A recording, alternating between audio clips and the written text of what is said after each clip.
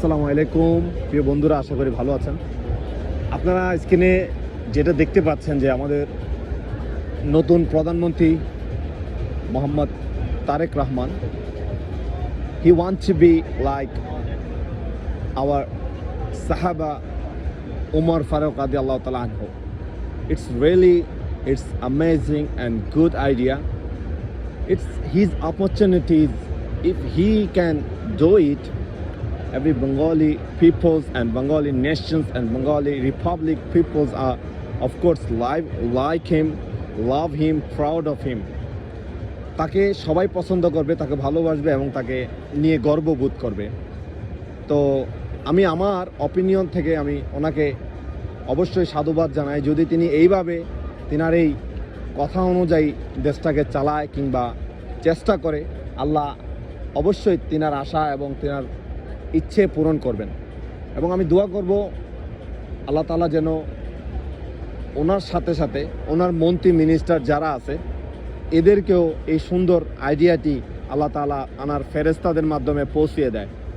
কারণ এই দুনিয়াটা ক্ষণস্থায়ী, আখিরাত চিরস্থায়ী। আপনি যত ভালো কাজ করবেন আল্লাহ তাআলা আপনাকে এই ভালো কাজের কারণে প্রশংসিত করে আপনার মর্যাদা উপরে কিংবা বাড়িয়ে দেবে। আর আপনি সর্বস্তরে এবং সর্ব মানুষের কাছে ভালো মানুষ হিসাবে পৌঁছাতে পারবেন। সো আমার মন থেকে এবং আমার অন্তর থেকে I want to tell that all of our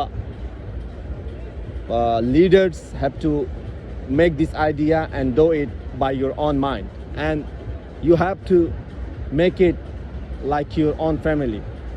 When you have responsibility in district or in village or in anywhere, you have to think is not village people, they are my family.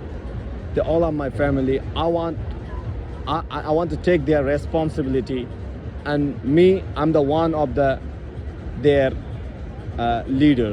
So I want to be Prophet Muhammad sallallahu alaihi wasallam, or I want to be Abu Bakr, I want to be Umar, I want to be Ali, or I want to be Osman. Whatever you like, you can make this decision and read them what they do for the nations or for the Muslim or for the Hindus or whatever our Bangladeshi republics. So আমি আমার প্রত্যেক ভাইদেরকে বলবো, আমি আমার side থেকে তিনার জন্য এবং তিনার মন্ত্রী মিনিস্টারদের জন্য দোয়া করব। আল্লাহ যেন তাদেরকে এই সুবুদ্ধিটা দেয়, তারা যেন এই কাজগুলো করতে পারে এবং দেশের মানুষের জন্য, দেশের জন্য কল্যাণকর কিছু কাজ করে। এবং অবশ্যই আমি পাশাপাশি আমি আমার ভাই জামাত ইসলামের প্রত্যেকটা ভাইদেরকে বলবো তিনাদেরকে সাহায্য করার জন্য, তিনাদেরকে আপন করে নেওয়ার জন্য এবং তিনাদের ভালো পরামর্শ দিয়ে আগলে রাখার জন্য। পাশাপাশি আমাদের দেশে যেই অশৃঙ্খলা ছড়াচ্ছেন, যেই অপকর্মগুলো করতেছেন, আপনাদের কে অনুরোধ করে বলবো এই কাজগুলো করবেন না, কাউকে মারবেন না, কারো ঘর বাড়ি ভাঙবেন না, কারোর সাথে বেইমানি করবেন না, অপমানিত করবেন না, লাঞ্ছিত করবেন না, কোনো মেয়ের গায়ে হাত দিবেন না। ধন্যবাদ সকলকে, ভালো থাকবেন, সুস্থ থাকবেন, আল্লাহ হাফেজ।